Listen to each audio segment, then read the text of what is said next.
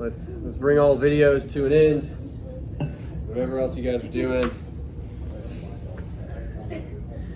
All right, let's talk about the book. Hey guys. Hey.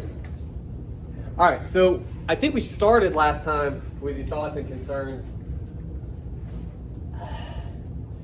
I guess we can do that this time. I'm a little bit worried you're going to step on some of my notes because we're ending the book today. I don't know if you knew that.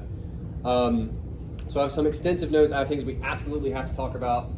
But generally speaking, I think it works better if I'm going to elicit your thoughts, concerns, confusion, questions, if we do that at the top. So, I don't know. Do you guys have anything kind of on your mind? Anything you're wondering about, you're curious about?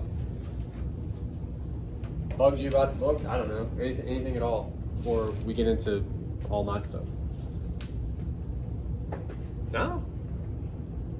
Okay. I don't know where to start. That's fine. That's not the point of it.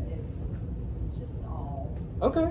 Well, that's great. Well, hopefully, by the time we finish up today, we'll address the general kind of like, All right. In the big book, this is 208, 209. Give you some language. If you're in an e-copy, we say that all the time. Hang on. Unanswered after all. You could probably look that up. That feels pretty specific. If you're in a small book, I'm not sure exactly. I think we're in chapter 9, if I'm not mistaken. But where we are in chapter 9 is anybody's guess. Oh no, we're 3 pages into chapter 8 in the big book. Now again, pagination's a little bit different in the small book, so it's probably a couple more pages than that. But it's right after one of those breaks, and the paragraph we're looking at begins, and then it developed. If you find that after one of those breaks, you're in the right spot. All right. So context for what we're looking at. We're going to finally talk about Derby a little bit today. We've kind of touched on him, but I thought your hand was up. It's okay. I'll allow it. Anyway. So basically, right into chapter 8. They're POWs. They're in Dresden now. Like we got them there last week. And a guy shows up, Campbell, who is an American Nazi, which is a hell of a thing to be. History kind of washes over this a little bit, kind of blots it out, but like, there was some of those. There were some American Nazis. I think I told you these as a joke. I think it was you guys. Henry Ford famously, big fan of Hitler. So, weird stuff like that. Yeah. Anyway, nobody's perfect. I said, huh? It's just like America's vehicle. Yeah. You can't be a fan of Hitler if you're going to be American. Well, Germany makes good cars. BMWs. Volkswagen is the people's car. It was a Nazi car, the Volkswagen. So, anyway, that's not what we're going to talk about. Campbell shows up and he tries to sway the American POWs. He says, we won't have you fight, American soldiers. Obviously, you wouldn't want to do that. That would be traitorous. We're going to have you fight the Russians. You're going to fight for Germany. So, for Nazis, but you'll be free. You'll be kicking ass. It'll be awesome. And of course, the American POWs aren't down with that. But here's what's interesting about it. Now, originally, they just don't say anything to him because that's kind of what they do. And we've talked about this before. In some ways, weirdly kind of similar to Billy in the respect that, like, they're all beaten down. They just don't respond at all, right? That's kind of their modus operandi, if you like, their MO. And then this happens. And then it developed that Campbell was not going to go unanswered after all.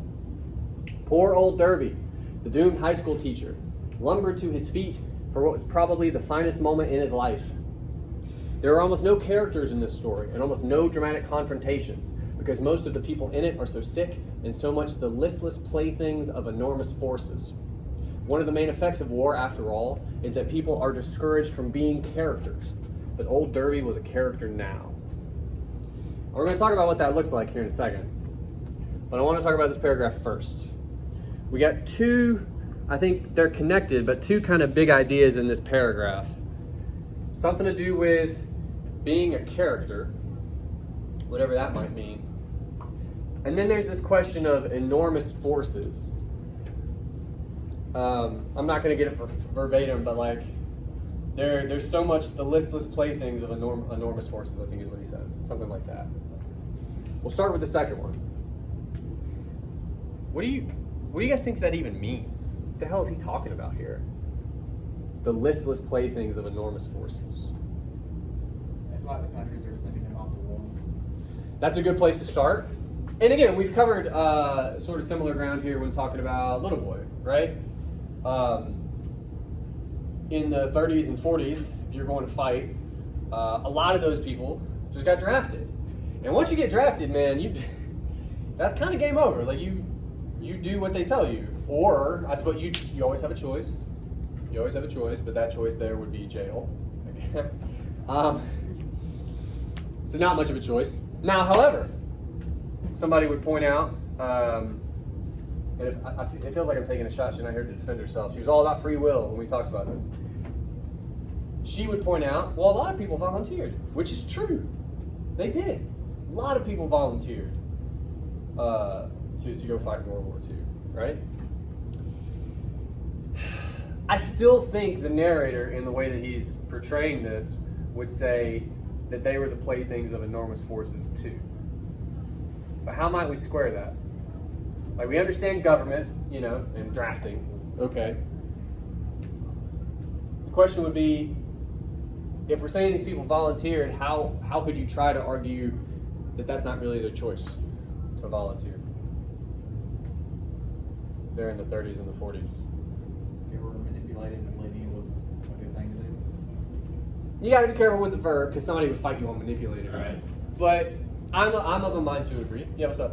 Like, I'm just taking a shot right here. I appreciate it. Maybe, because at that time it was like if you didn't go to war as like a man at that time, it was like you was weak, and then maybe he felt like it was like the older guys felt like it was their duty, because like a lot of in the book. Hey, we're talking about Derby. That's what got him here, yeah, right? And he talks about how he sees a bunch of young kids, and he's like, they're just kids, and so maybe like all the older people, they would go to war instead of sending the younger kids to go, because it's like. I think all of them ended up going, but I take your point. Yeah. Well, and I'll come to you real quick, but to cap that off, it's also this idea, and because it's weird to think about these things in this way. Like, I will admit that, okay? But we got to try for just a second. You have really old ideas. Like, you're almost kind of getting at like duty, and there's different ways to define that.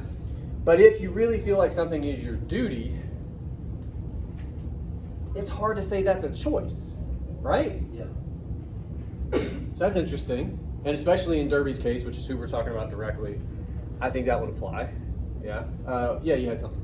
Plus, Cable mentioned in the paragraph before that, Yeah. that once the Russians are defeated, he went on, you will be repatriated through Switzerland. Like, it was giving them something to look forward to. Kind of dangling a carrot. Totally fair to be like super practical. If you were a POW, which I know is a really hard headspace for us to enter into, right? If you're a prisoner of war, shit's not looking good. And a guy comes to you, he's like, look, you were already fighting. You were already doing that when we caught you. You're gonna go fight some more. And he says too, like, America's gonna end up fighting Russia anyway. Yeah. And Vonnegut's publishing this in 1969, so like, he knows that, that's exactly what's gonna happen. But the point is, he's saying you're gonna have to fight them anyway. Fight them now, and you'll get your freedom. Yeah. That's not much of a choice either, is it? I'm gonna let you out of jail if you do what I say. I was like, well, that. And it's like they don't really have the option to not. It's like, Yeah. we're gonna do it anyways, but they have something Yeah. to look forward to. So all of these things, and some of them are a little more obvious, like government, this kind of snake Campbell guy with his offer. But then also, and you touched on it a lot very quickly with your deal, the like ideas of duty or service, manhood, especially how we would define it in the 30s and 40s. And again, we talked about this in Body and Soul, right? What is it? They had, I should be able to get these lines. It cost them too goddamn much. Something about being a man in the eyes of their fathers and everyone else, it cost them too goddamn much to lay at the feet of a 15-year-old boy, right? I'm pretty sure that's it. Yeah. I'm proud of me. But That's the idea, right? That's what they're supposed to do. And it's not just them feeling that way, it's everybody around them. Everything around them tells them this is what they're supposed to do. It's hard to call it a choice after that, right? So enormous forces, so much bigger than one person, is pushing these guys. And we say all that to say, the narrator points that out and says, I got something in my shirt and it's killing me. The narrator says that they're not characters as a result of that. That it makes it difficult to be a character. Then he goes on to say, Derby is a character now. So to have any idea of what that might be, we're going to have to read the next paragraph. This is a description of Derby. His, meaning Derby, stance was that of a punch-drunk fighter. His head was down. His fists were out front, waiting for information and battle plan. Derby raised his head, called Campbell a snake. He corrected that. He said that snakes couldn't help being snakes, and that Campbell, who could help being what he was something much lower than a snake or a rat or even a blood-filled tick. And then Campbell smiles because he's an asshole. Derby spoke movingly of the American form of government with freedom and justice and opportunities and fair play for all. He said there wasn't a man there who wouldn't gladly die for those ideals. And then he's going. He's running now. There's another couple paragraphs.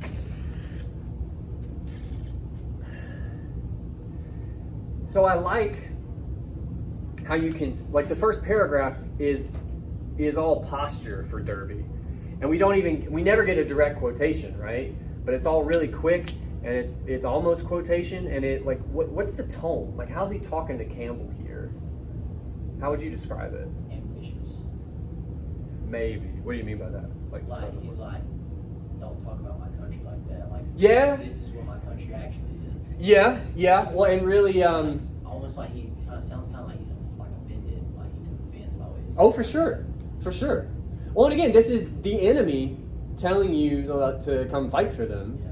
So in some ways, he is challenging like that duty that we talked about and all of that stuff. Yeah. He's like a traitor too. He is an American. For sure. And the way he responds, and this might help too, it kind of ties into what you guys are touching on. In that second paragraph, there wasn't a man there who wouldn't die for these ideals of fair play for all and freedom and other things, other bumper sticker type stuff. What is that? Like, I'll put it to you this way. If you picture this scene, because for my money, it's one of the few that maybe you actually can in the book. How does it look? You know? What does it feel like, I guess, this moment?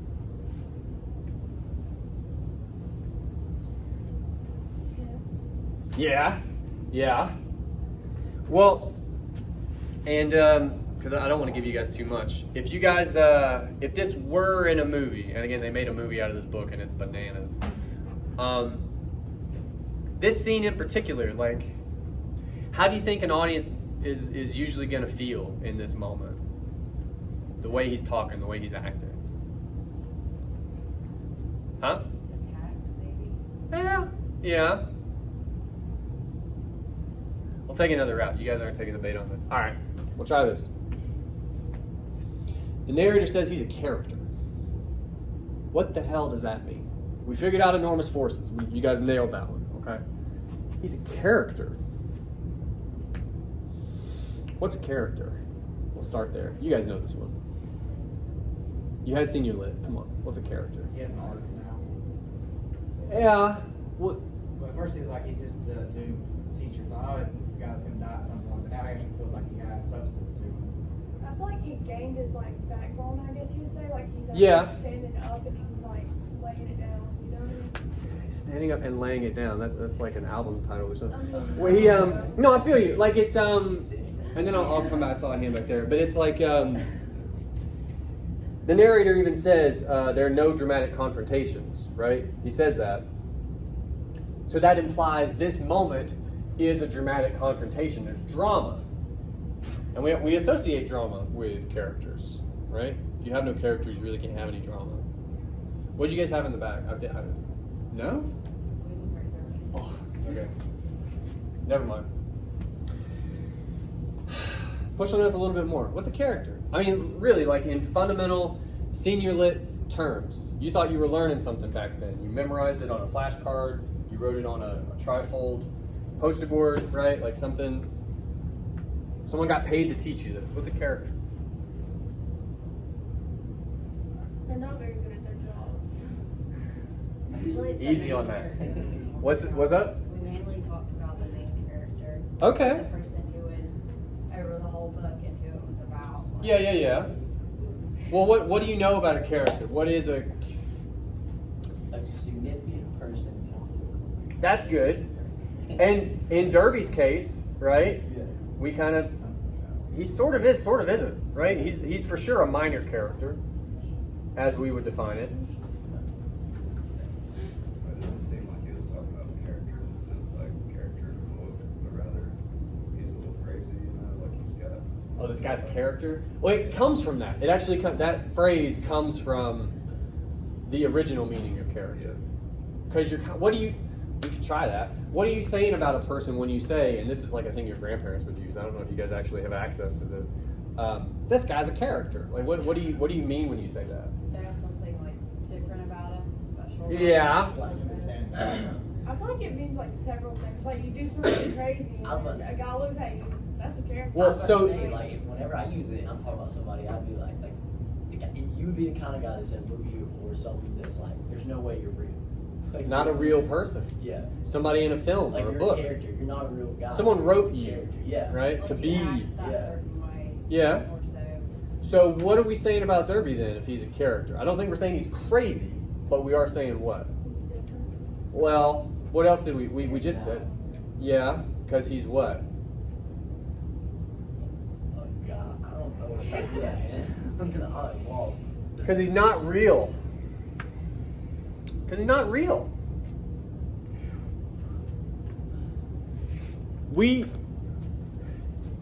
In some ways, we don't see a lot of Derby, but he's in the book for like 200 pages. Like he's there just in small moments throughout. He never does anything like this outside of this moment. Now, granted, this could be the only moment he has to do that. Maybe so. But if we take the narrator at his word and we say he's being a character, I mean, how did we just describe what a character is? It's a person in a movie or a book. It's not real. Could you see this shot like in a film? You know what I mean? Not how Derby gets shot in a couple pages. He speaks movingly of the American form of government, freedom and justice and opportunities and fair play for all. He said there wasn't a man there who wouldn't gladly die for those ideals. He spoke of the brotherhood between the American and the Russian people. No. And how those two nations were going to crush the disease of Nazism, which wanted to infect the whole world. No one talks like this. Outside of like presidential speeches. Like nobody talks like this. He calls Campbell a snake, and then he corrects it. He says he's much lower than a snake or a rat or even a blood-filled tick. He sounds like a guy from a movie. Right? And according to the narrator, that's kind of what he's doing. He's playing a role. He's playing a character. What do you do? Here's a good question. What do you do if you're captured and a Nazi guy was like, you would fight for us? Well, he's an American, but you get it. What do you do? I don't think any of us know. But some of us might go back to, well, like I saw a movie one time. I'm going to tell this guy to go fuck himself. Like John Wayne would do, you know? I could do that. This has been Derby's problem. We covered this last time, right? He was mournfully pregnant with, patriotism and middle age and imaginary wisdom, I believe it was. So we covered last time that he's kind of full of shit. This is just an extension of that. He's playing a character. It's not going to work out for him. All right, we'll move on. You guys weren't feeling that one. This one might go better.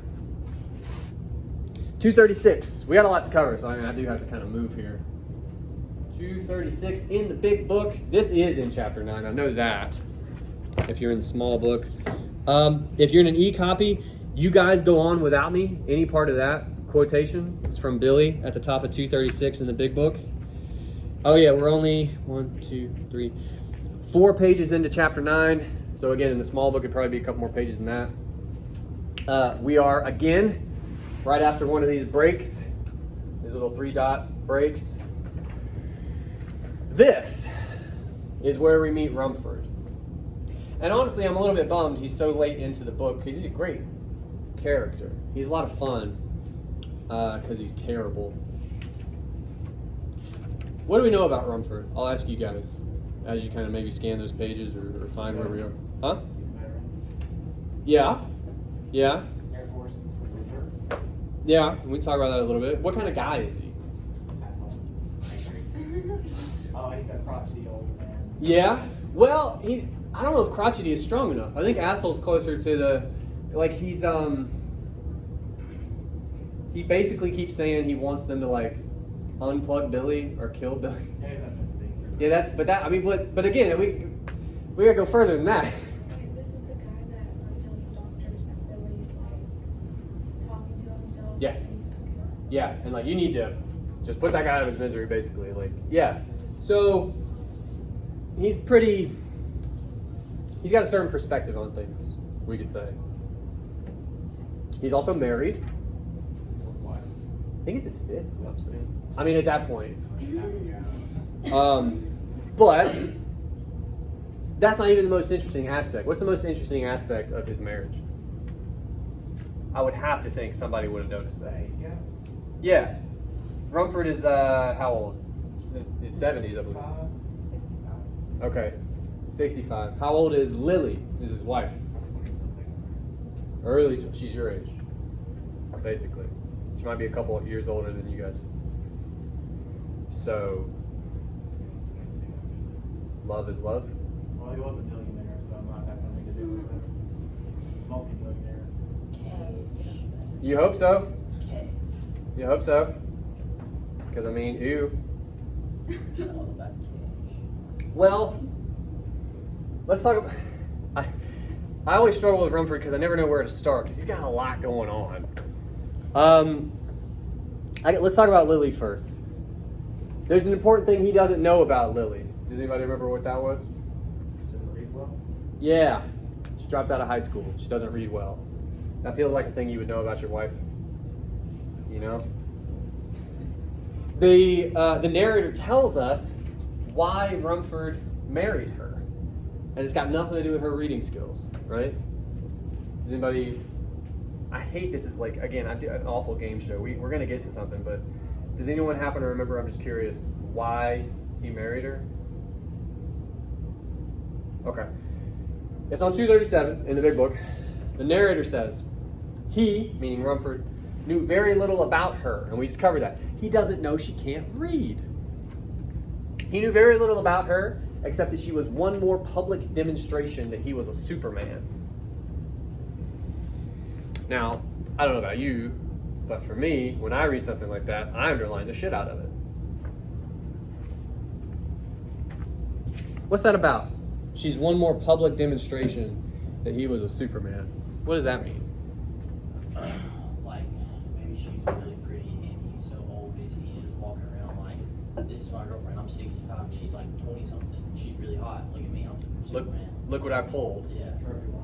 Trevor, I said we have a phrase. See, I was kind of thinking like she looks at him as like, oh my god, you're the greatest thing ever. Like you're so smart, you're so wise. There could be some of that. I mean, we don't get a lot of Lily. yeah, my daddy, she's too. Well, hey, slow down. We don't get. We're not. We're going to talk about Rumford, mostly because we don't hear a lot about Lily. Now, you could argue that's on purpose, but either way, we don't know a lot. But how it reflects upon Rumford, you use the phrase, I believe, trophy wife, right? And anyone who's not familiar with that phrase, what does that phrase mean? A wife you would marry just so you look good. You know, like she's younger, she's more attractive, and you would marry her just so you can show her off, basically. To prove, like, that you were able to, like, acquire her. Notice how she's an object in all of this, right? Like, we're just describing her as a thing, right? To kind of put on a shelf somewhere.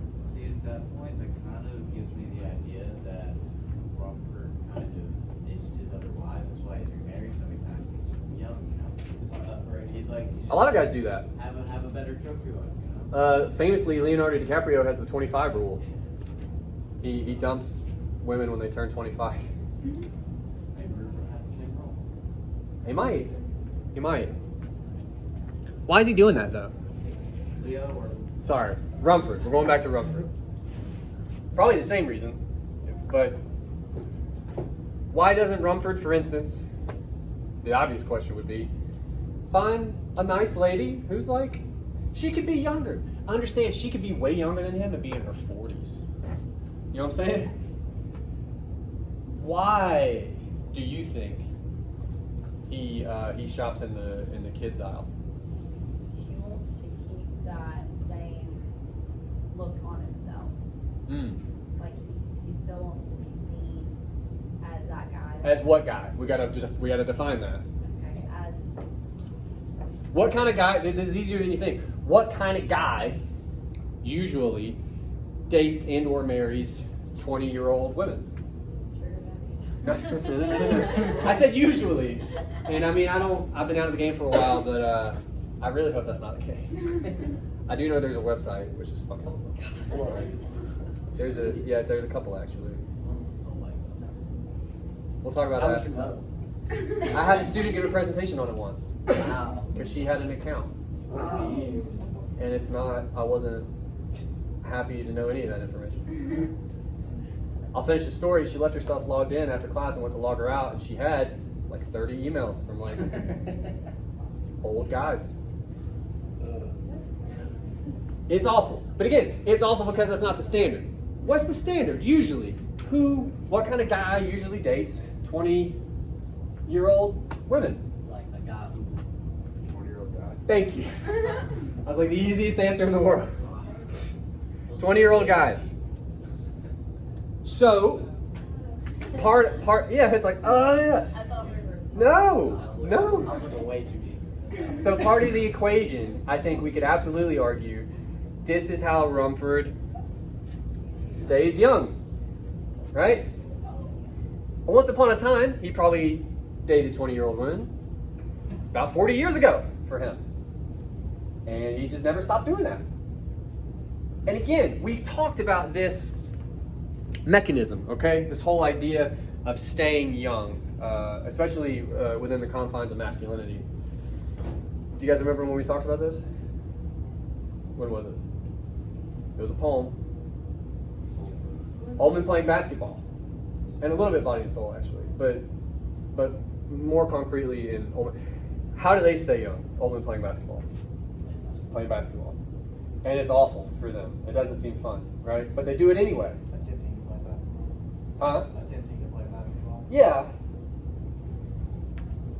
So on some level, just to show that you can, just to prove, and that's an important verb, that you can.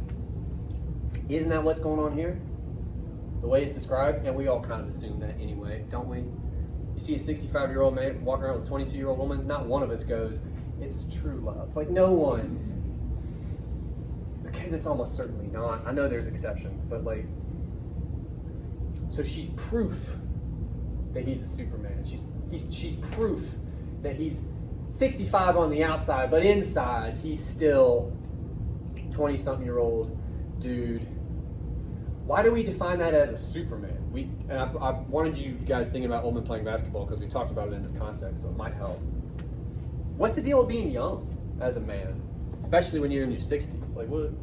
You could do a lot more back then. Like now, or like being 60. You're more physically Yeah. able. More vitality. Yeah. Dude, I say this to you guys sometimes. I'm tired right now. I'm in my 30s, but like, I couldn't even imagine. I couldn't imagine being more tired than I am now. It's real. You know what I'm saying? And we talked about too, so much of how, even still, we like to pretend like we don't, but even still, stereotypically, cultural expectations, we define masculinity according to that vitality, right? Physical ability. Just getting up and being able to do shit, right? And when you're 60, no. At least not usually. But she's proof that he can. Now I'm going to ask the worst question. Why is she proof of that? exactly what you think it is, but we got to say it. She loves it. Because she's young. You poor simple. No. That is a beautiful thought, but no. What is He's he? getting down Young with and the girl. pretty. Because he what now? He's getting down with a girl that's Yes. way younger than him. Both of those things. Yes. Also ties into his book that he wrote. Well, let's talk about that. So even if you're not sold on that, let's talk about his description. Like with almost all the characters in the book, we get kind of a lengthy description here on 236. It begins, he bores the hell out of me. That's Rumford obviously talking about Billy. A couple lines down. Rumford was a retired brigadier general in the Air Force Reserve, the official Air Force historian, a full professor, the author of 26 books, a multimillionaire since birth, and one of the great competitive sailors of all time. His most popular book was about sex and strenuous athletics for men over 65.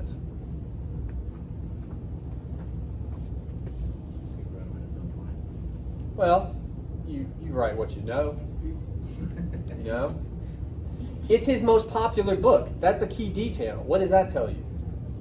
A lot of men think this way that he's thinking. It's kind of important to hang on to that vitality, to appear to be a Superman in the way that he's attempting to do with Lily, who, by the way, I would even argue that name's not an accident. What's a lily?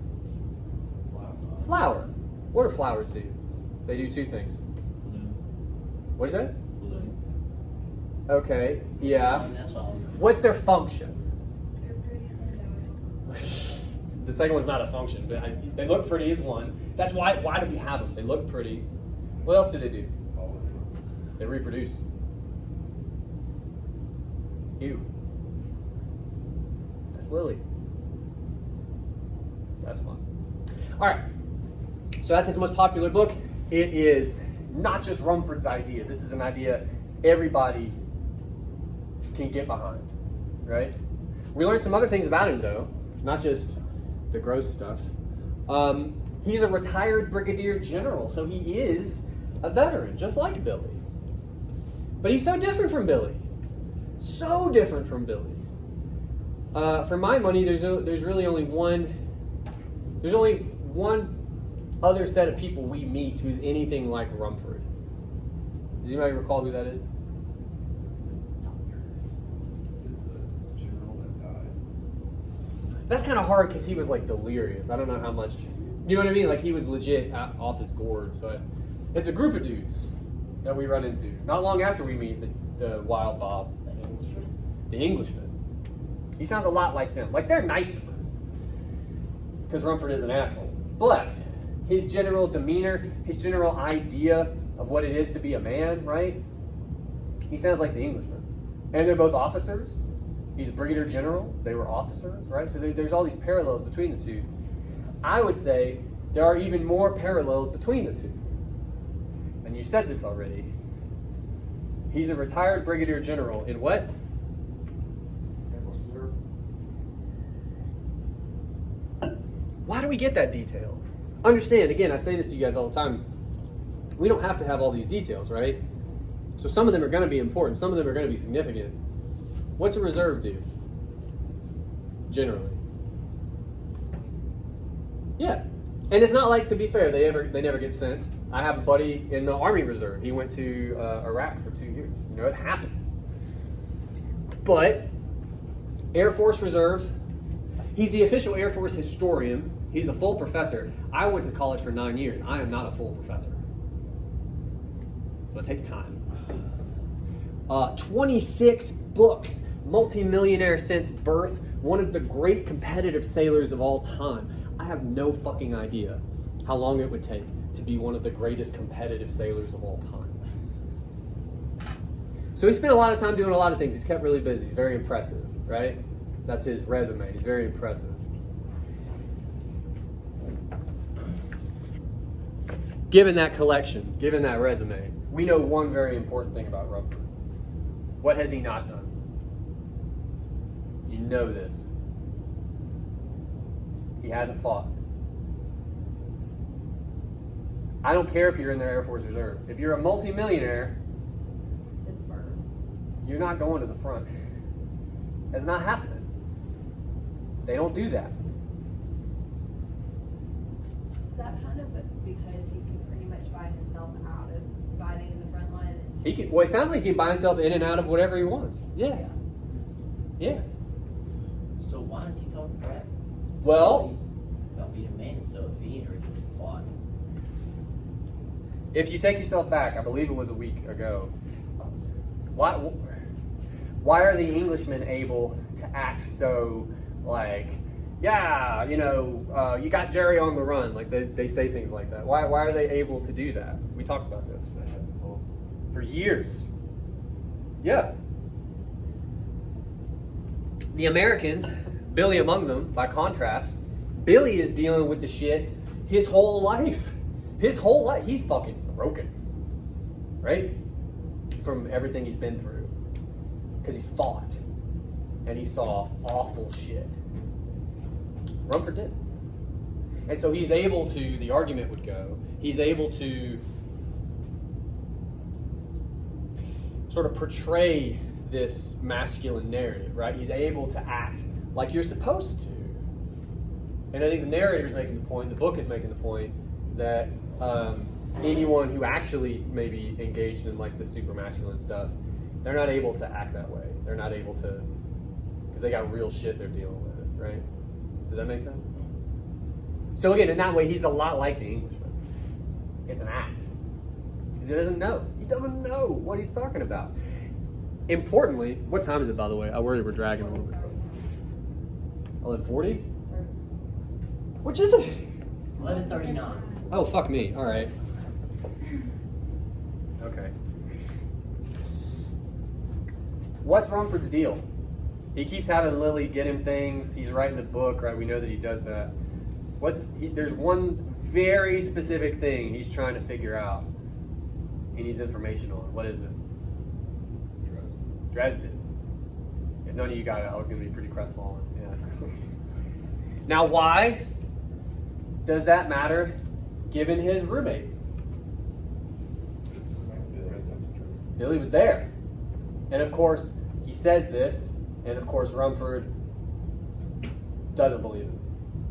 Why? He thinks he's like delusional. It's part of it. Right dead. It's part of it. But why else? He has to believe something else to get there, right? You don't normally just He's looking at his appearance, like just about what he's wearing and how he's acting and what he's like, just who Billy is as a person, how he carries himself and how he acts. He's like, there's no way you've been to war. Like, I don't believe it for a second. He's already got an idea about the dress, and he doesn't want to change that. well, and the kind of guy that would be a soldier, right? Much more like Rumford. So Billy can't have been there. He couldn't have been a soldier. That's not what they are. That doesn't fit the narrative, right? Okay. And then we get to the other stuff about Rumford. And this is on it's on 2 pages, 245 and 246 in the big book. If you're in the small book, maybe just listen. All right, so there's 2 things. These are both about Rumford when it comes to Billy. It was difficult for Rumford to take Billy seriously, since Rumford had so long considered Billy a repulsive non-person who'd be much better off dead. Now with Billy speaking clearly and to the point, Rumford's ears wanted to treat the words as a foreign language that was not worth learning. He's a repulsive non-person, better off dead, speaks a language not worth learning. Who is Billy to Rumford?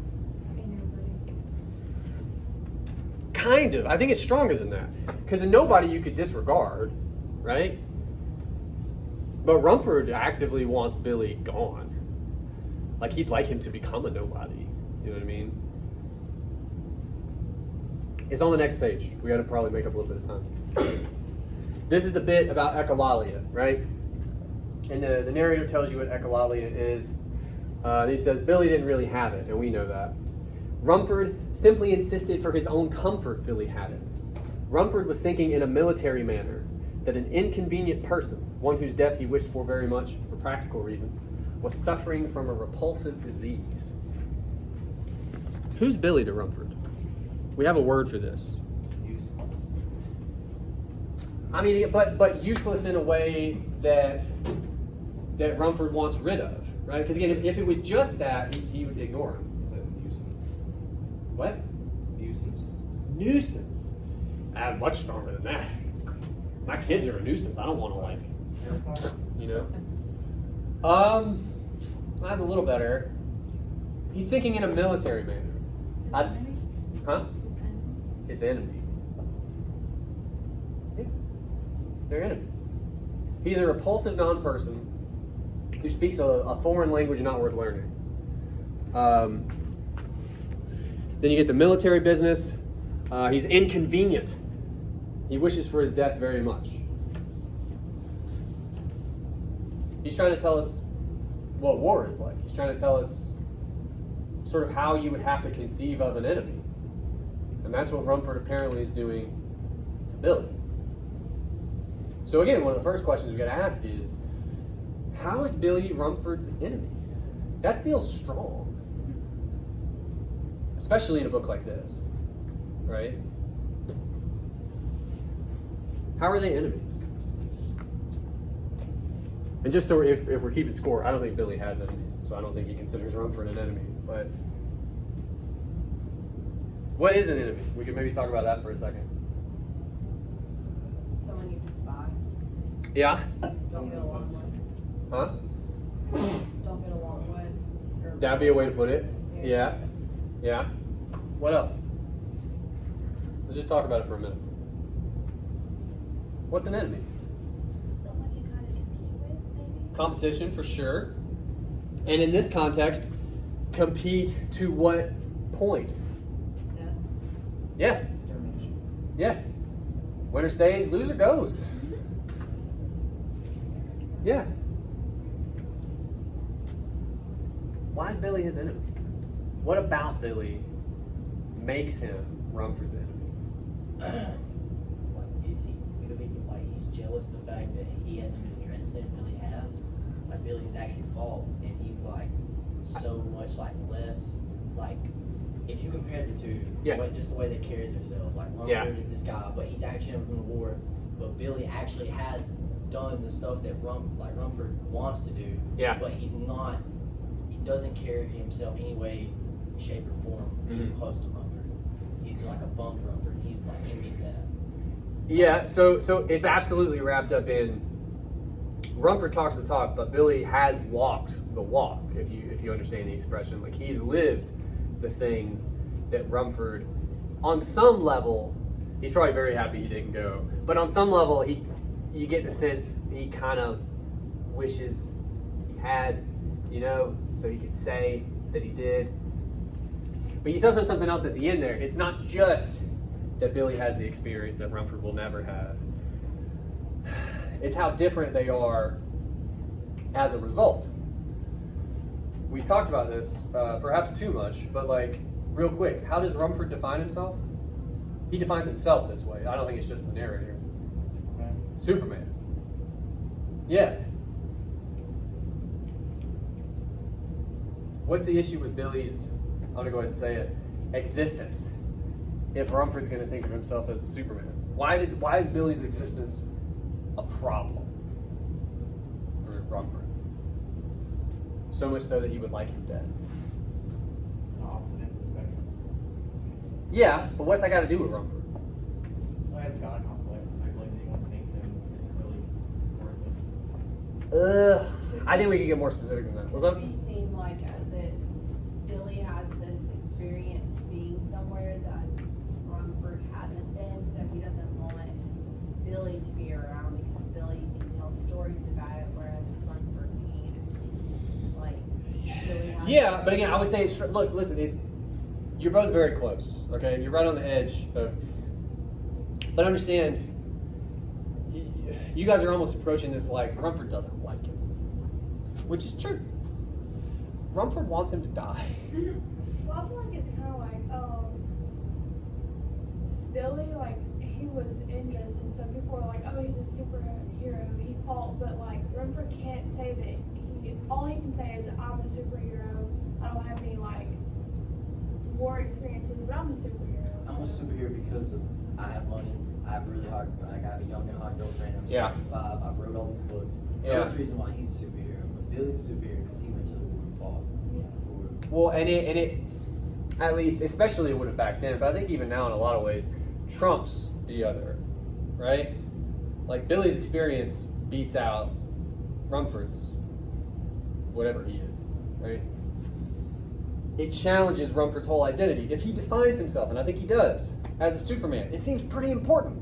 I bet you 26 of those 26 books are all about our Turn-It-In password, which is man stuff. All about that. It's important to him. They're egocentric. Huh? They're like egocentric, like vanity projects, probably. Yeah, but it's all about telling himself he is the guy he thinks he is. And if Billy shows up just by existing, challenges that, Rumford's not going to be a fan of that, for sure. Right? Okay. Moving right on. We got to talk about the end of the book. What time is it now? I'm really scared about what your answer is going to be. Oh, God. Well, just died. I mean, technically, there are two ends to the book. The first ending, because I told you guys before, there's a frame narrative, so chapters 1 and 10, that's the narrator. 2 through 9 is the book that he writes. So the first ending we got to talk about, 256 in the big book, is the last page. No, but it's close to the last page. Where does, and you can use your memory here because this is just kind of this is kind of deep into 9. I don't. Where does Billy go when he gets to New York? This is how his story ends. He goes to a store. What kind of store? Bookstore. Bookstore. What kind of books? It's kind of like Adult bookstore. He goes to a porn shop. That's where he goes. That's what it is. These are not adult books like carpentry. Like it's not, no. Anyway. Anything interesting happen? He was actually I think he's weird because he's looking at the Kilgore shop. Finds Montana. Well, all right, so you guys, all right, hold on, slow down. First thing, Kilgore Trout. That's kind of weird. Then he finds several things about Montana Wild Hack, right? One of them says basically that the mafia killed her, right? Another, and he's like, "No, that's silly. She's in the zoo." These guys don't know what they're talking about, right? He sees another picture of her. Do you guys remember the description of that picture? It's kind of important. She was alone on the bed, feeling a bed. That's not the part I was talking about. It was too like grainy and gritty to tell who it was. Soot and chalk. Yeah. Does that phrase sound familiar to anybody? Like maybe it comes up in the book 20 fucking times. Soot and chalk. Yeah. Anything else stand out to you about this place? The guys showed him a very weird photograph of the Sheetland pony. I didn't hear most of what you said. Photograph of the Sheetland pony, like the last Shetland. bit of the. Yeah, that picture of the woman who's a big fan of the horse. You guys remember that picture? It's pretty memorable. Yeah. We had it with a horse. Yeah. That's come up a couple times. That's kind of weird. What did you say, by the way? The book he was reading about the aliens. Which one? What's the important thing about that book? It wasn't the trap in the door, so, but it was like the same thing. How so? They abducted 2 people. It took them. Yeah, took them to the zoo, yeah. And they gave them like stuff to do. That's oddly convenient. Zighorn 212. Zircon. Zircon. It's the it's poison. It's the gas the Nazis used. Zircon B, I think. Don't worry about it. What the fuck's going on here? He's It's almost like Kind of. He doesn't die, by the way. He doesn't die. so it's like Kilgore has had experience with the propaganda. I've never heard someone say that. Sure. Sure. So Billy saw this stuff before he started imagining the trap in the door. So Because he goes from, I believe, he goes from here to the radio show, right? Do I have that backwards? yeah, The book is hard to track sometimes. What's the super obvious argument that the narrator's kind of laying out in front of you here? he's imagining. He made it up. Will you tell me the World War II book full of aliens? Well, yeah, because That shit's made up? His plane crash.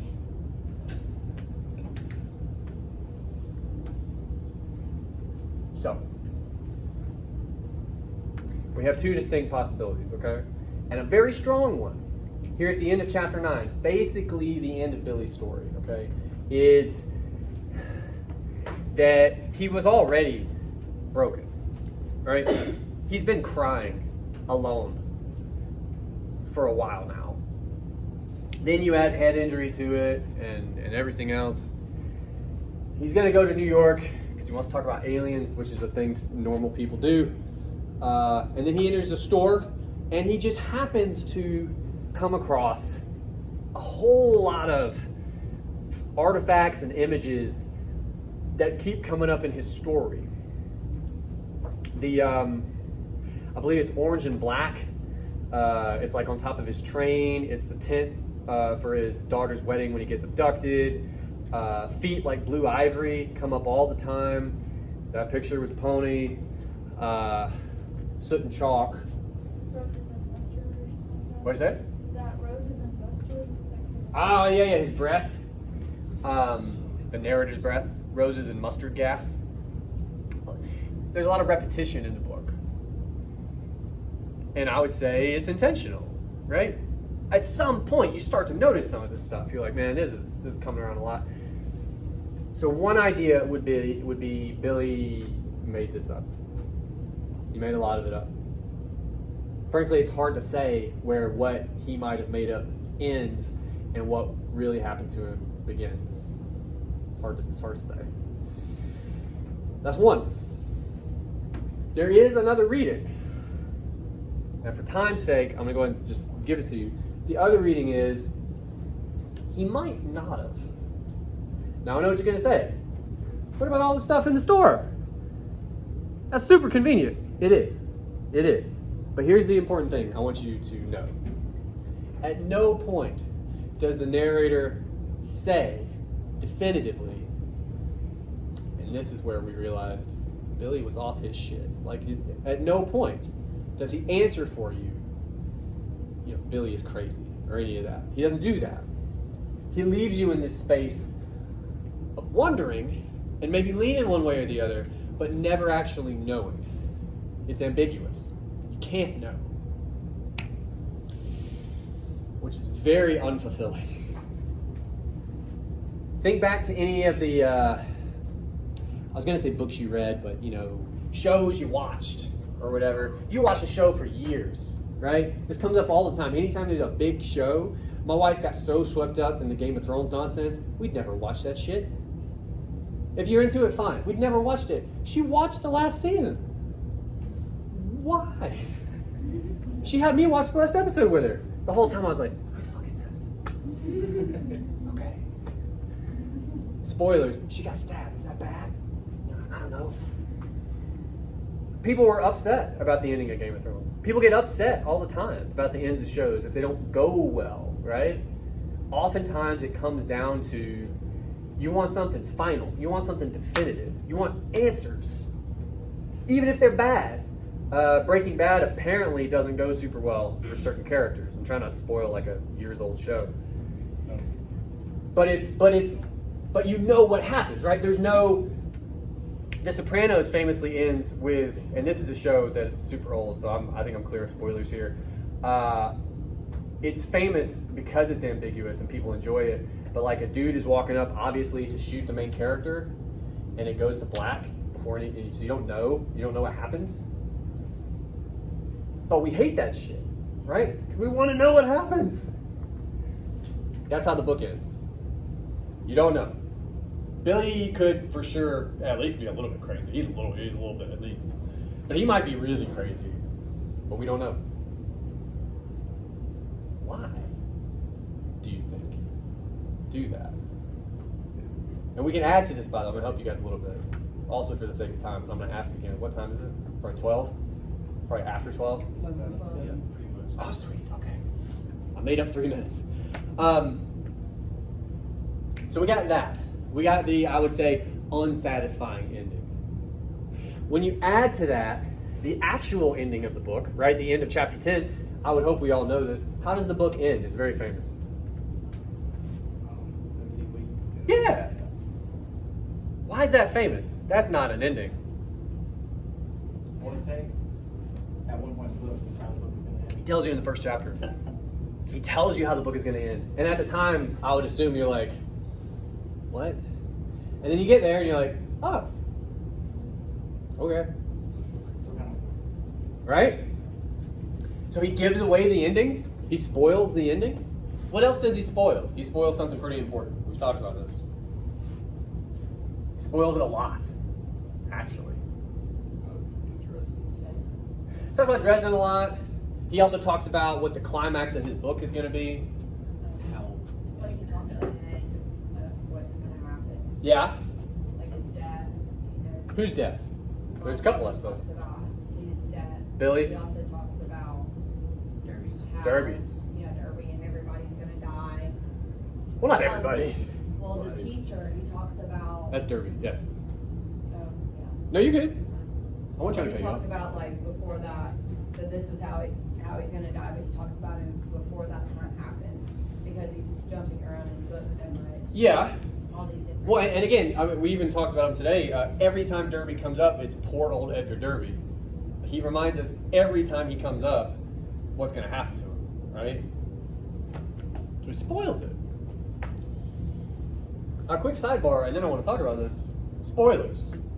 He still brings it up after the fact as well. Well, yeah, he always calls him that, right? At some point, it's just like his name. Why do we hate spoilers? I think we all do. everyone thinks. Huh? There's no Surprise. suspension anymore. Kills the What's the suspense. point of continuing if you already know? It keeps us interested in reading. It keeps going. The not knowing. Yeah. And Well- then we know we're gonna figure out. Yeah. So, essentially, kind of flip Julia's point a little bit. Like, if we're saying it takes away the reason for you to continue, right? Well, then what was the reason to continue?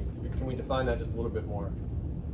Why do you keep watching a thing? Why do you keep reading a thing? Because why? To see if anything changes or anything else happens. If anything happens. Yeah. Like what? What kind of stuff?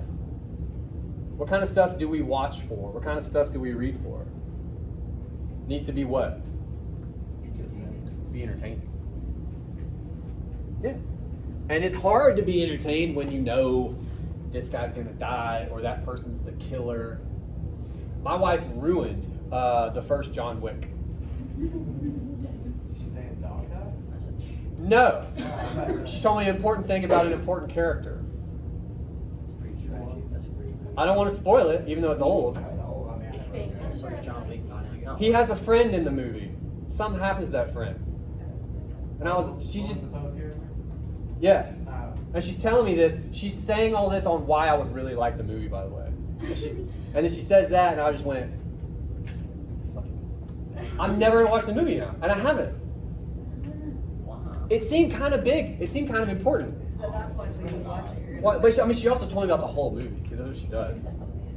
So, but again, if he spoils his own book, if he has us to where we don't even know if the main character is really like experiencing reality as we know it, right? Why? Why do that, you think? He spoils the climax. He tells us it's the climax. He ruins it. Why? What's a climax for? Yes, very well remembered from your senior lit class. What else is a climax for? Sorry, I shower with this and it gets weird. usually it's the most exciting part of the book. Good. It's the most entertaining part. Can you believe when Iron Man snapped? You know? Yeah. You're so invested. It's a big moment. It's a big moment. I'm not, dude, the scene that I'm talking about, I was like, oh, fuck. Like, I remember that. It's a big moment. It's crazy. Why does he ruin his climax? He does it through the whole book. He keeps telling us what's going to happen before it happens.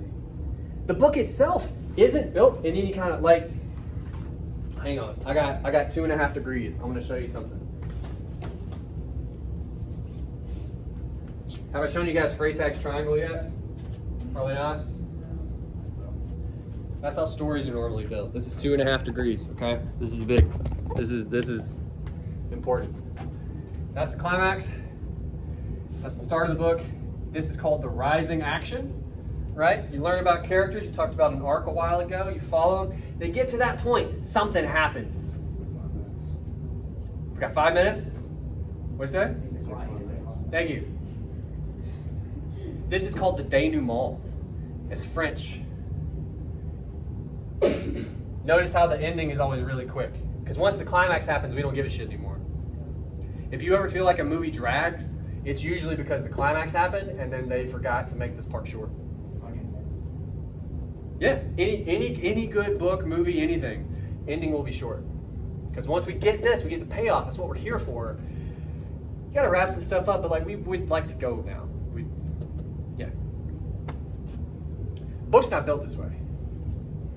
Granted, the climax is at the end, okay, but we learn about it over here, and we meet Billy in the second chapter, but then the narrator keeps showing up, and he's gonna spoil the climax, and then we're gonna, it's banana land. Free text triangle. Why do that? He explains it as a Tralfamadorian novel, right? And on some level, sure, we're seeing through their eyes a little bit, kind of how they experience time. Yeah, but we've also talked about this. What's the upshot of like destiny and fate? Because Billy is this way, right? What does that do to your outlook on life? You don't have to worry about really thinking of anything. You don't worry about anything. You just kind of go, meh. Yeah. So what does that do to your experience reading a book if it tries to kind of give you that perspective? Are you kind of like about most of the stuff in the book? You can be honest, it's okay. I think so. It gives you like more relaxed, reading, like, oh, I already know what's going to happen. Well, importantly, it's not what? It's not endgame, right? So it's not Dramatic. It's not entertaining. Action-packed. Yeah. And there's action in it. We bomb a whole city.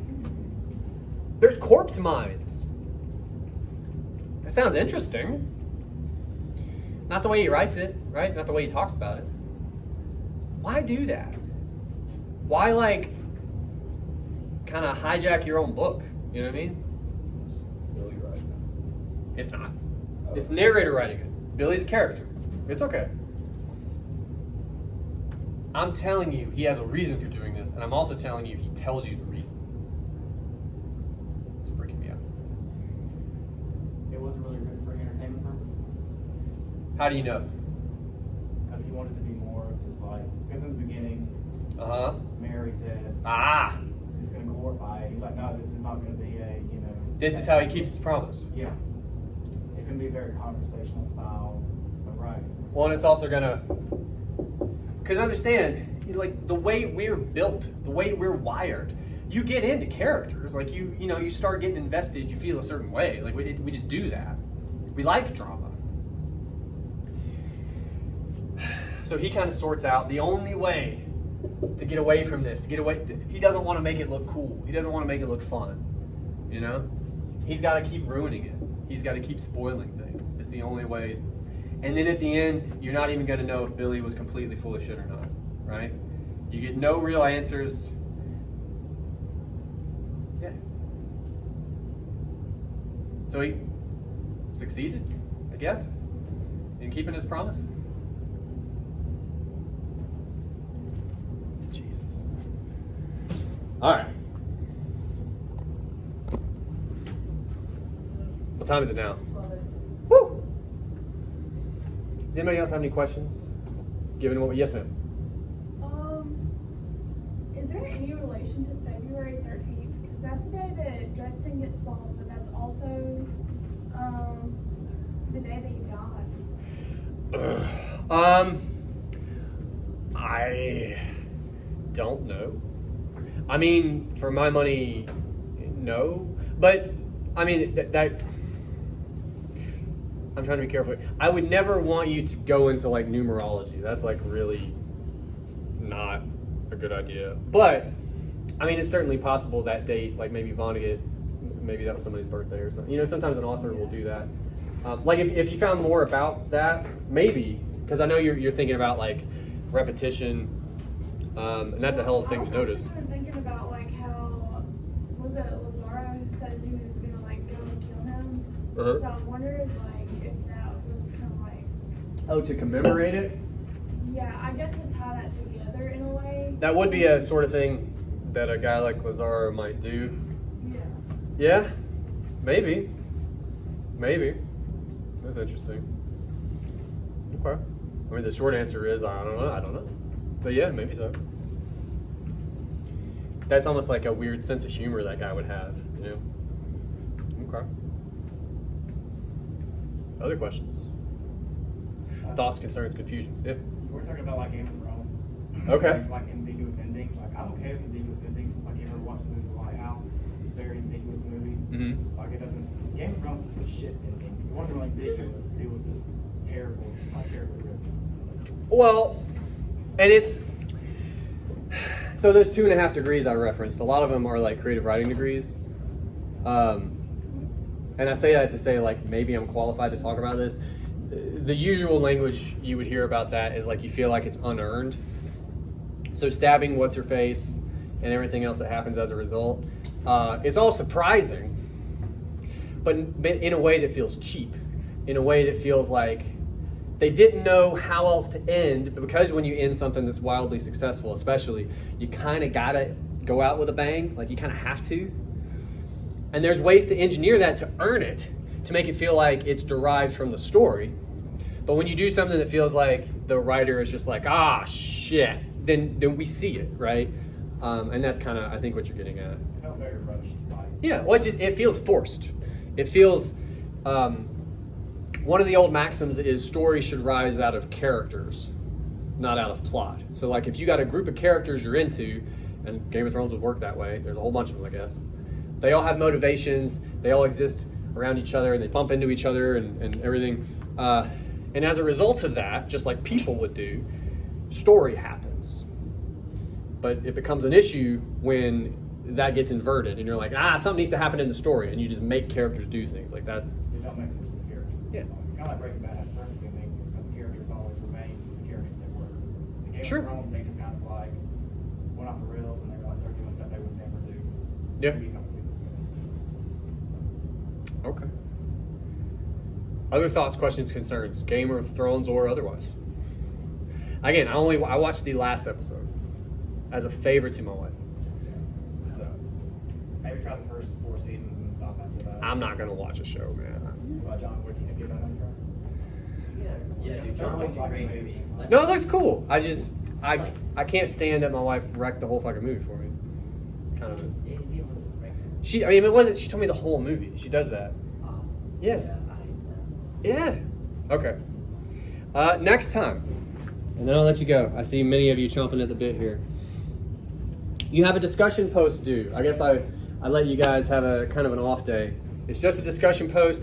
The gist of it is we've talked a lot about the book, and I suppose if you haven't quite finished it, you can finish it for Wednesday, right?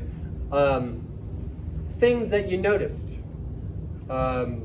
Basically, the kind of literary analysis we did for Unit 1, I want you to attempt to do some of that for this discussion post. We're going to actually use it to start talking about the paper next time. It's going to be great. I'll see you then.